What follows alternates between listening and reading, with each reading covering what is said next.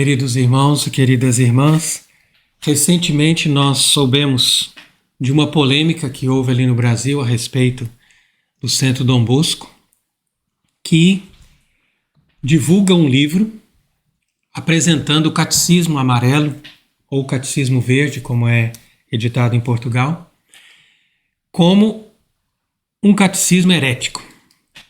Então, por causa disso mesmo, o arcebispado do Rio de Janeiro fez uma nota dizendo que o Centro Dom Bosco não é católico. Então, por causa disso, está havendo ali uma polêmica que vai defender dois lados. Então, fundamentalmente, o lado que está defendendo a posição da arquidiocese é aquele lado das pessoas que estão totalmente de acordo com a Igreja do Vaticano II. E, mesmo que não estejam totalmente de acordo, pelo menos estão regularizados nessa igreja e querem continuar com esse mesmo processo de instalação de uma igreja conciliar ou mesmo sinodal, guardando alguns elementos de conservadorismo ou de tradição.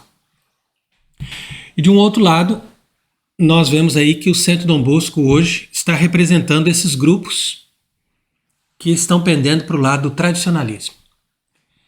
E quando nós falamos em tradicionalismo, nós sabemos que esse termo está muito ligado aos grupos lefebristas.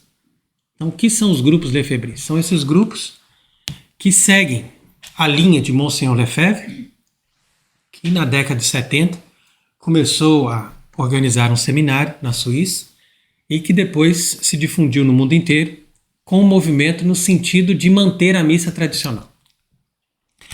No entanto, esses grupos que saíram da Fraternidade São Pio X ou que estão ligados à Fraternidade São Pio X são todos eles grupos que se revestem de uma doutrina que também não é católica e que nós podemos chamar também de galicanismo, porque essa doutrina do galicanismo fez oposição ao movimento ultramontano que sustentava o Papa e que defendia a lógica de que o ensinamento do Papa é infalível. Então, esse grupo ultramontano foi que apoiou o Vaticano I e com a proclamação do dogma da infalibilidade papal, na época ali no século XIX, com esse concílio, então os grupos galicanos se retraíram, mas começaram a inventar uma nova doutrina com uma interpretação que eles criaram do texto do Vaticano I. E essa doutrina desse galicanismo pós-Vaticano I, ou semigalicanismo, como poderíamos chamar também, vai dizer o seguinte, que o Papa somente é infalível quando ele publica um dogma ou quando ele faz um pronunciamento muito solene, mas que no seu magistério do dia a dia ele pode também cometer erros.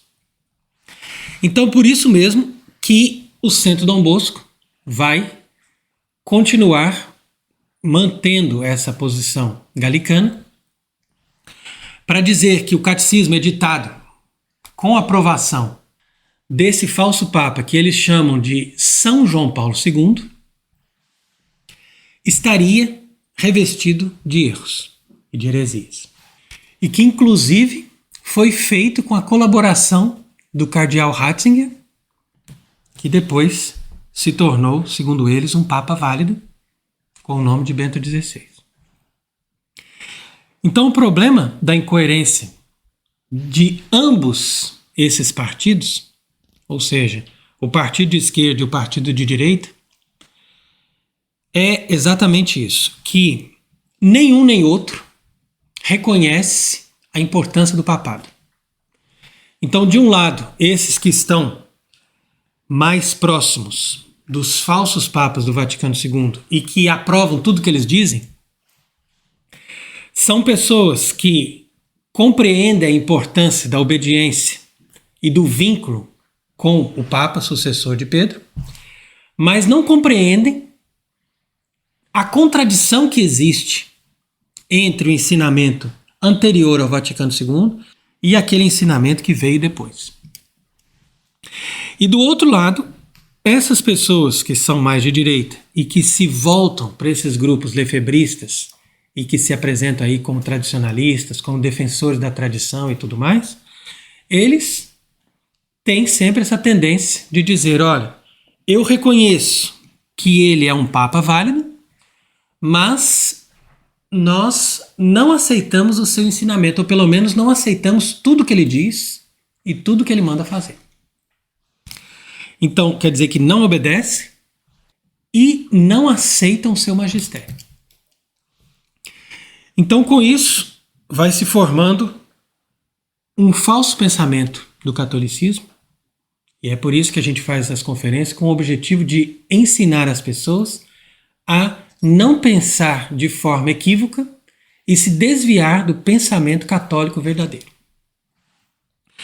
E o pensamento católico verdadeiro é justamente esse, de nós termos essa confiança que Cristo realmente fundou a igreja sobre a rocha, que é Pedro, e o magistério de São Pedro e dos seus sucessores é um magistério infalível. Não só quando ele fala no dia a dia, mas ainda numa assistência especial quando ele define uma doutrina, na medida em que ele está ali como vigário de Cristo e com a assistência do Espírito Santo para nos ensinar todas as coisas conforme Cristo prometeu. Então essa é a base do pensamento católico.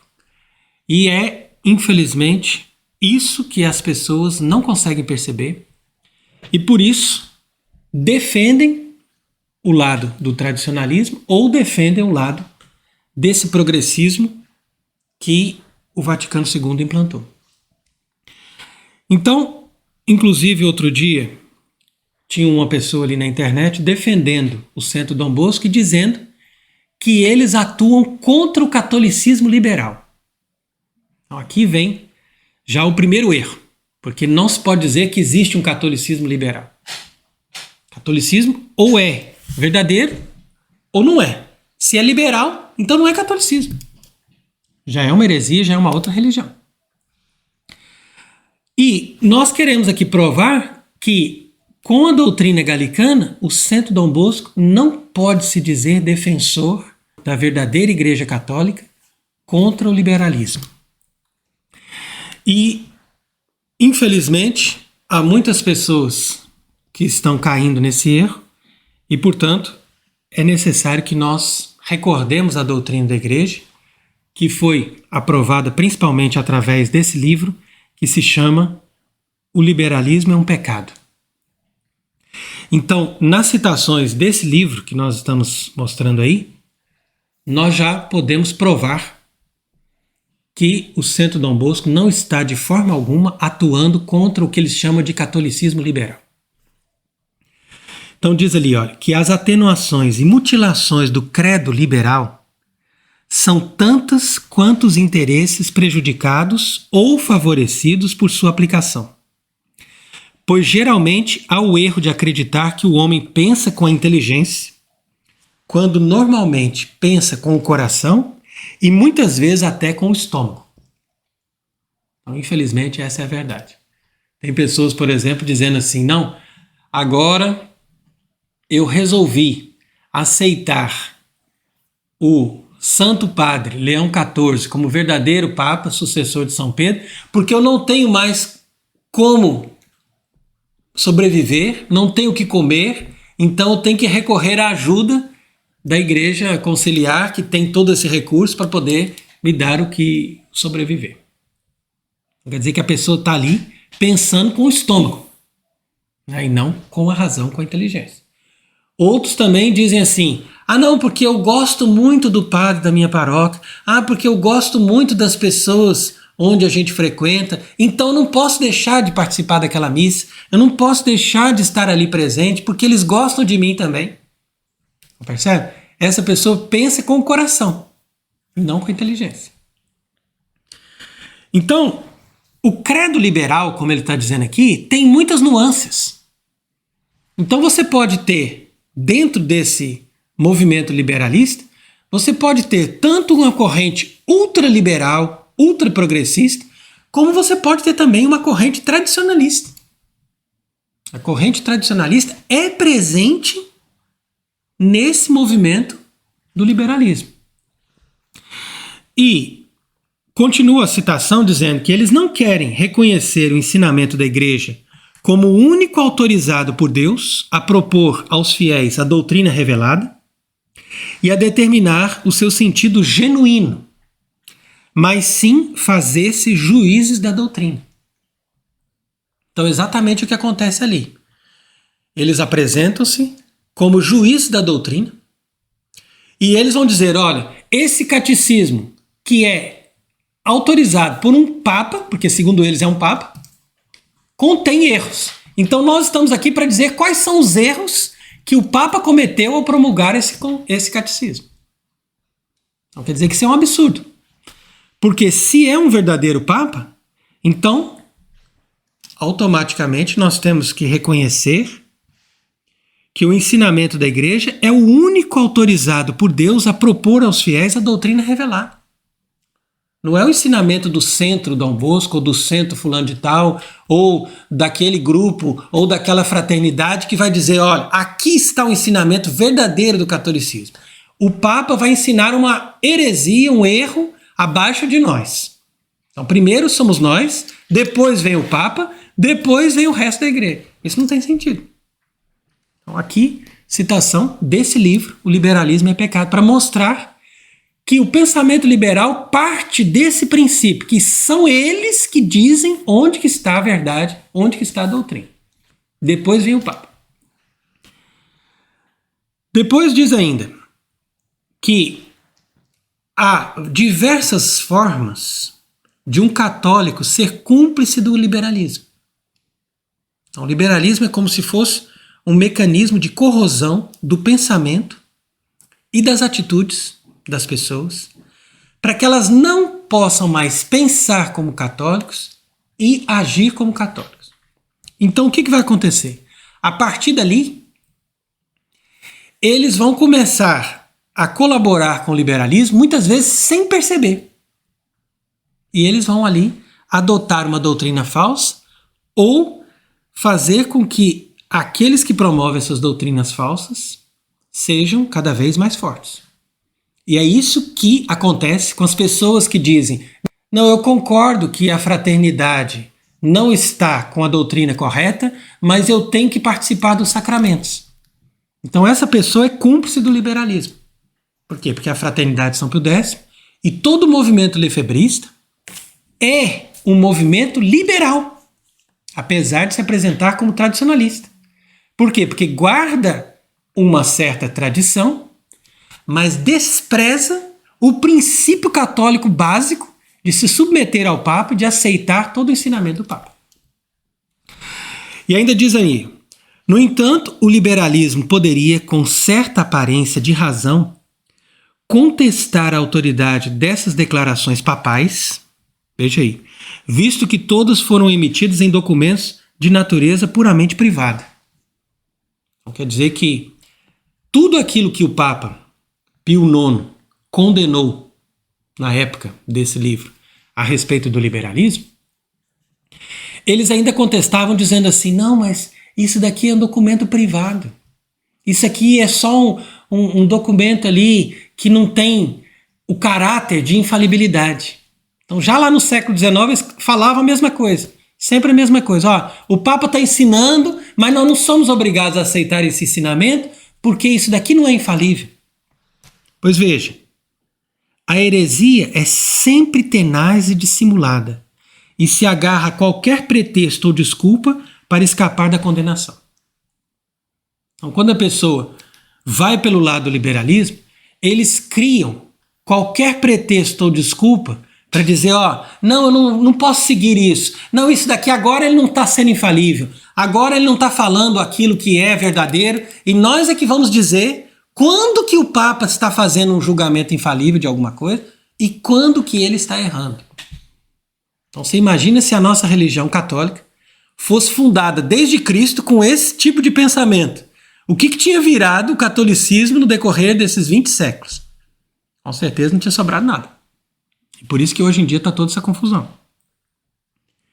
Então diz aqui nesse livro ainda que um documento oficial, público, solene, de natureza geral, universalmente promulgado e, portanto, definitivo, era, portanto, necessário. Então quer dizer que, como Pio IX viu que eles não aceitavam todos aqueles documentos, todas aquelas alocuções, todos aqueles ensinamentos que ele fazia contra esse pensamento liberal, então ele promulgou um documento público e solene, como é geralmente o caso de uma encíclica, ou como é geralmente o caso de uma exortação apostólica, por exemplo. E ele a proferiu através dos sílabos, que foi promulgado em 8 de dezembro de 1864. Então quer dizer que nesse livro, O Liberalismo é Pecado, ele diz que pelo menos eles deveriam reconhecer os sílabos como uma forma de documento solene que é promulgado oficialmente e que é dirigido a toda a igreja. E nesse caso dizer, está bem, os sílabos é documento pontifício de caráter infalível. Mas nem isso eles reconhecem. E existe, inclusive, um padre no Instituto Bom Pastor, que é formado também pelo lefebrismo, dizendo que os sílabos de Pio IX não é infalível. Então, quer dizer, dessa forma, nada vai ser infalível e o Papa vai ter que promulgar um dogma para dizer que quando ele disser qualquer coisa, somente quando for um dogma, é que vai ser alguma coisa que as pessoas têm que aceitar como um documento que é verdadeiro, que fala realmente o que deve ser de caráter infalível. Então, isso seria um absurdo. E é por isso mesmo que nós sabemos que o Concílio Vaticano I nunca fez uma distinção entre magistério ordinário e magistério solene. Ao contrário do que eles dizem. E quando diz que o Papa fala ex cátedra, nós devemos saber que o Papa falando ex cátedra está simplesmente falando como Papa e não falando como pessoa privada. E isso que a Igreja sempre entendeu do termo ex cátedra. Então nós concluímos com essa explicação sobre o liberalismo que, ao contrário do que estão dizendo, o Centro Dom Bosco favorece o catolicismo liberal, que eles chamam de catolicismo liberal porque também isso não existe, na medida em que ensina às pessoas que um Papa pode promulgar um catecismo herético e ser um verdadeiro Papa ao mesmo tempo. Então, isso daí é um absurdo, é uma contradição, e isso não faz parte da doutrina católica. A mesma coisa com relação àquilo que estão fazendo hoje para promover o falso pontificado de Leão XIV. Porque uma vez que o sistema que governa hoje o Vaticano percebeu que a figura de Francisco ficou muito desgastada, então eles hoje estão pagando muitas pessoas na internet para promover Leão XIV. E dizer que ele fez muitas mudanças, está fazendo muitas reformas e que ele está anulando as decisões de Francisco. Você pode ver que na internet está cheio de pessoas dizendo isso. E tudo isso é mentira. E você pode desafiar essas pessoas dizendo, me diga uma coisa que ele anulou, me diga uma coisa que ele mudou, me diga algo que ele fez concretamente contrário ao que Francisco mandou fazer.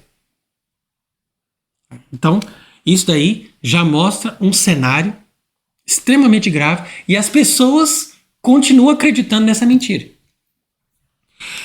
E, para não contrariar os conservadores e até mesmo os tradicionalistas, é que esse Leão XIV, como a gente costuma chamar de camaleão, vai se revestindo ali de uma aparência de mais conservador, coloca ali uma capinha, uma coisinha ali para dizer, olha, é assim, não vamos assim também, fazer tudo de qualquer jeito. Então essas pessoas ficam contentes com o mínimo de aparências, ao invés de procurar entender o que ele está dizendo e o que ele está fazendo em termos de doutrina, em termos de atitudes. Porque todas as decisões dele, até agora, confirmaram tudo que Francisco fez e todos os ensinamentos dele são exatamente da mesma lógica dos ensinamentos de Francisco. E eu diria que estão indo até além. E muitas pessoas ainda vão se surpreender com o que esse homem vai fazer. Inclusive, essa semana mesmo, ele chocou muitas pessoas que estão ainda coerentes e que conhecem a doutrina da igreja com uma mensagem totalmente revestida da teologia da libertação. Mostrando que, de fato, ele é adepto da teologia da libertação.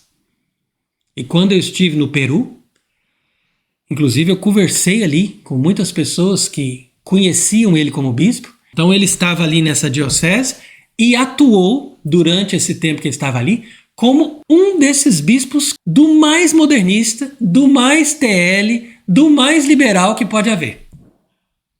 Então quer dizer, como que ele agora, ao ser eleito, entre aspas, papa, vai se converter totalmente, vai se transformar num verdadeiro papa ultraconservador e tradicional, quando, na verdade, ele sempre atuou com amizade, com total sintonia com o Vaticano II e com tudo aquilo que Francisco estava fazendo. Então, nessa mensagem que ele dirigiu aos participantes do Congresso de Alimentação e Agricultura, esse tal Leão XIV fez questão de reproduzir o ensinamento mais básico da teologia da libertação, que é de dizer que quando Jesus multiplicou os pães para alimentar aquela multidão, na verdade ele não fez um milagre, mas simplesmente ele ensinou a partilha. Então quer dizer que mais do que uma heresia, porque a teologia da libertação é o último grau do liberalismo e do modernismo, mais do que uma heresia, esse ensinamento nega até mesmo os milagres de Cristo. Nega até mesmo a possibilidade do sobrenatural e dos milagres que Cristo fez. Então, se alguém quiser, pode conferir, inclusive, com o link que nós deixamos na descrição, o texto integral daquilo que ele está dizendo. Ele está dizendo exatamente isso, que Cristo não fez milagre nenhum, na verdade, ele simplesmente ensinou a partilhar o pão. Então, todo esse discurso que vai falar desse comunismo e desse ecologismo também de ordem comunista está revelando claramente quem é Leão XIV e com qual objetivo ele está ali.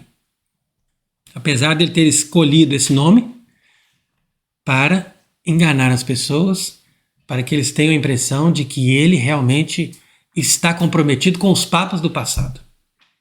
E agora eu pediria para uma pessoa que acredita nisso me dar uma só citação do discurso desse falso papa, de Leão XIII ou mesmo de algum outro papa do passado, que ele pudesse mostrar ali para nós, para dizer, ele está citando um papa do passado, então realmente ele tem compromisso com a Igreja Católica de todos os tempos. Mas não há nenhuma sequer citação que ele fez até agora de algum papa do passado. Todos os documentos dele ou estão simplesmente citando Francisco e os documentos péssimos de Francisco, ou estão citando os papas do Vaticano II, que, como nós já explicamos, todos eles são ilegítimos porque eles não estão revestidos nem da doutrina católica, nem do desejo sequer de manter a Igreja Católica em algum dos pilares fundamentais sobre os quais ela foi estabelecida. E o que é triste também a gente constatar é que muitas pessoas que estavam do lado certo do combate, como é o caso de Monsenhor Viganò, estão agora também se deixando seduzir por essas aparências de Leão XIV. Então você veja que nessa homilia que Monsenhor Viganò fez por ocasião da festa de São Pedro e São Paulo, ele deixa bem claro que ele reconhece atualmente esse atual sucessor de Francisco como verdadeiro Papa. Então ele coloca ali elementos interessantes nesse escrito que nós podemos aproveitar bem para o nosso contexto, mas ao mesmo tempo ele cai nessa contradição e com isso nós percebemos a que ponto chegou o engano que está sendo aí produzido em torno dessa figura de Robert Prevost, que assumiu o falso pontificado de Francisco. Então diz ali Monsenhor Viganò que o ódio a Roma, capital do cristianismo, como sede do papado, é a marca registrada dos hereges. Um ódio que se manifesta no apagamento sistemático de tudo que é romano, a começar pela língua sagrada que é o latim.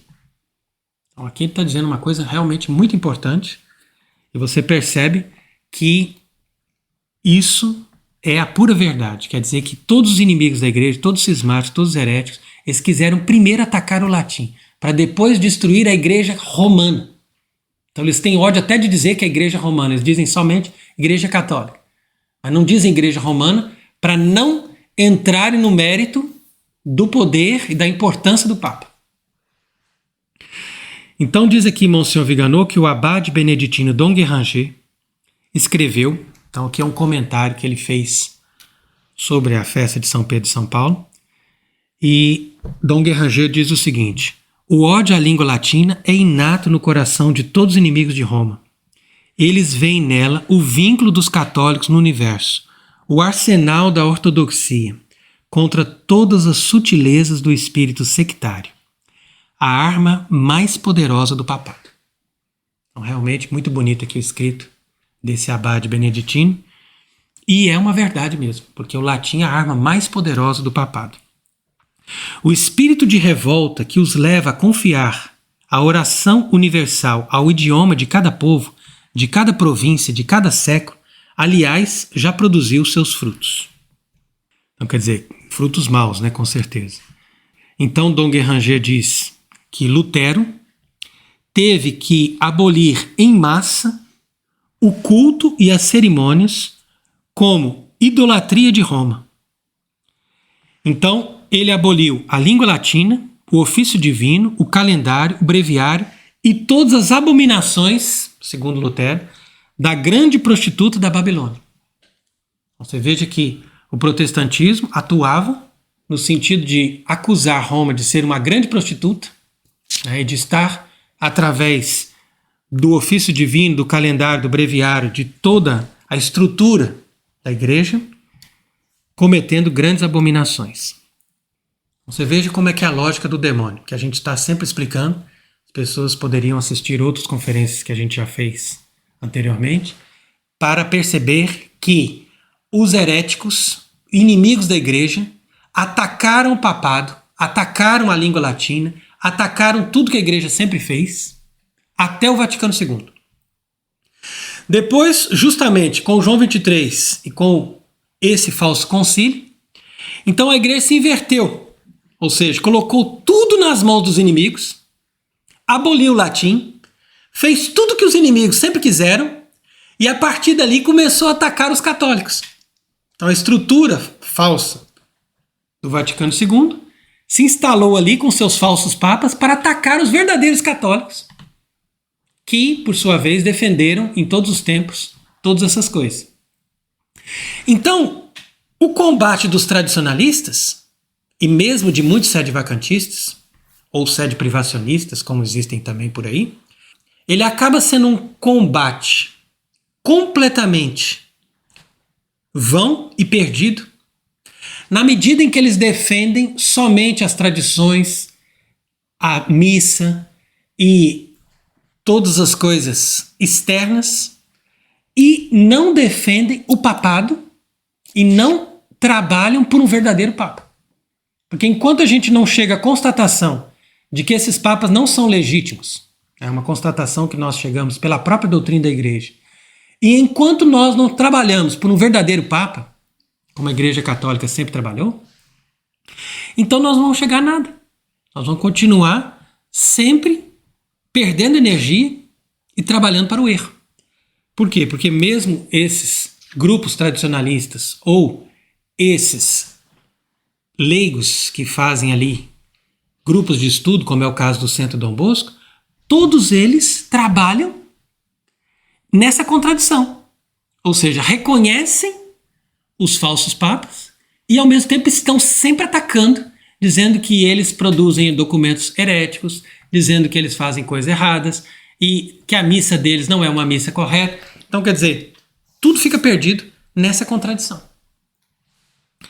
E, por isso, Monsenhor Viganò, escreve nessa homilia da festa de São Pedro e São Paulo, colocando essa pergunta: deveríamos nos perguntar com que infeliz leviandade os padres do concílio e os atuais continuadores da chamada Reforma Conciliar permitiram que um punhado de hereges anti-romanos, aí que é a questão, realizassem dentro da igreja e em virtude da autoridade da própria igreja aquele ataque que 4 séculos antes dera origem ao cisma luterano.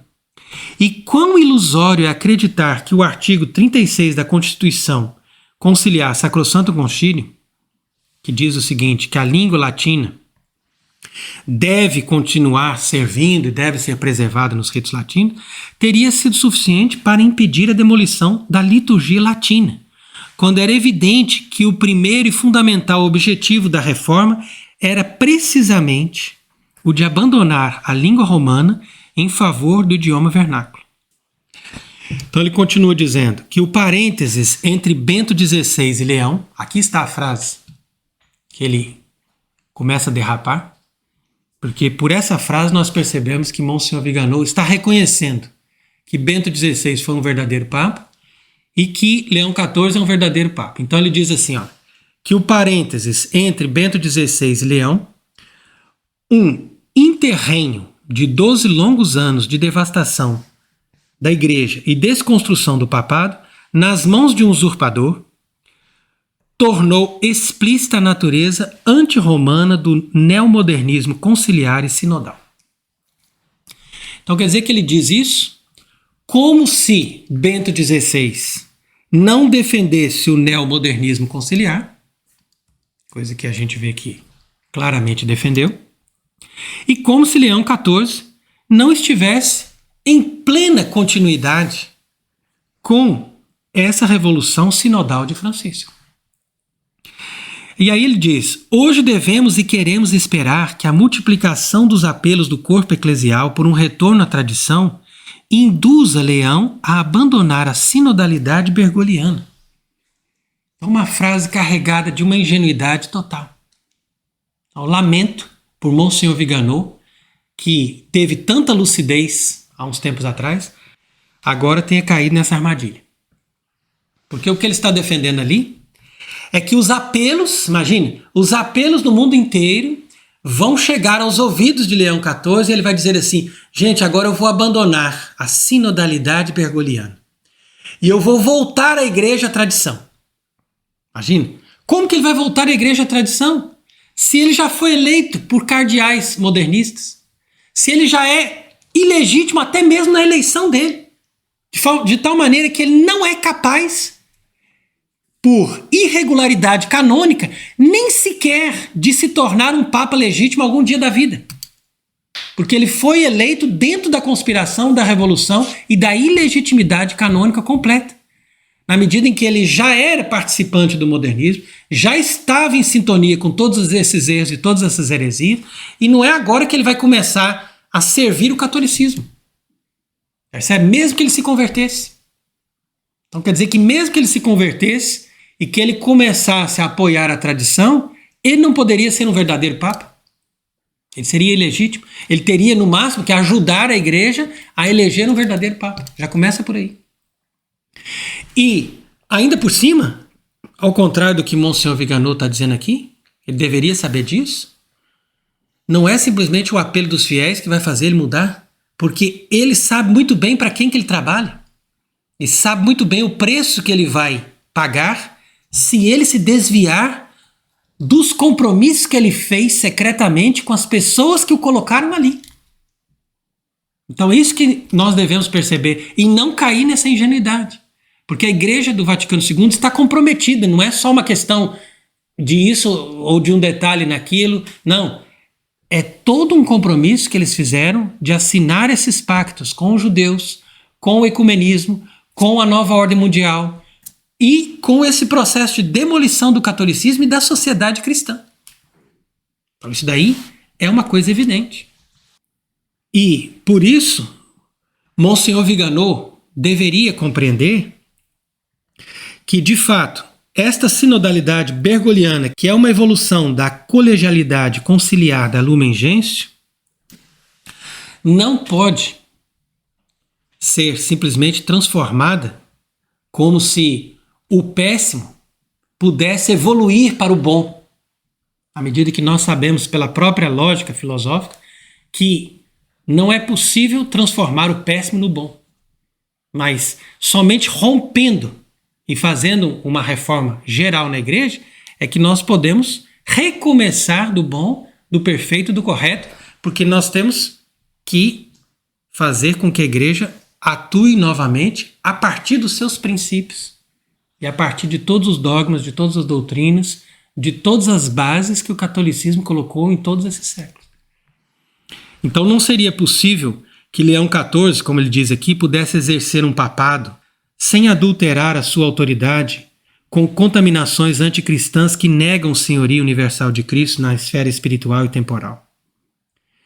E também não seria possível que Leão XIV pudesse cumprir o mandato de Cristo a Pedro através dessa transmissão fiel da imutável doutrina católica, uma vez que não é possível, como nós sabemos muito bem, manter a imutável doutrina católica se nós não recomeçamos de onde a Igreja Católica ficou ali bloqueada, ou seja, no fim do pontificado de Pio XII. Então, por isso que nós estamos explicando essas coisas, para que as pessoas não caiam também nessa ingenuidade e sejam advertidas dessa grande enganação, porque muitas pessoas vão ser enganadas pelas aparências. Então, infelizmente, o anticristo vai atuar assim e essa falsa igreja também atua assim. O que nós precisamos verdadeiramente é da consistência dos bispos que guardam a verdadeira fé católica e, através disso, promover, mesmo que seja no futuro, aquela eleição que vai nos dar um verdadeiro Papa e que, por sua vez, terá como princípio, como base do seu pontificado, a excomunhão de todas essas pessoas que trabalharam para essa falsa igreja e também o anátema para o próprio texto do Concílio Vaticano II e para tudo aquilo que foi promulgado a partir dali, através de falsos papas que exerceram de forma ilegítima um poder contrário a tudo aquilo que Cristo pediu para Pedro e tudo aquilo que os verdadeiros sucessores de São Pedro fizeram em todas as épocas da história. Então, por isso que eu convoco aqui todos esses que têm boa vontade, que têm boa intenção, para abandonar o galicanismo desses grupos lefebristas e romper com esses tradicionalistas que são, na verdade, liberais. Inclusive, peço a Deus que o Centro Dom Bosco se converta, ou que pelo menos membros do Centro Dom Bosco possam se converter para o verdadeiro catolicismo, para eles ajudarem a igreja, que a igreja precisa de uma ajuda verdadeira e fiel. E também peço orações para que Monsenhor Viganò possa sair dessa enganação a qual ele está agora se vinculando e possa enxergar claramente as coisas, como aconteceu nesses tempos atrás, quando ele estava vendo a usurpação de Francisco. Então, continuemos firmes no combate e que nosso Senhor nos dê a força para garantirmos a vitória através do seu preciosíssimo sangue, que é a nossa arma contra todo o poder de Satanás, contra todos os erros, contra todas as seduções e tentações do demônio, para nos dar definitivamente a vitória sobre todo o poder do mal. Que Deus seja bendito para sempre. Amém.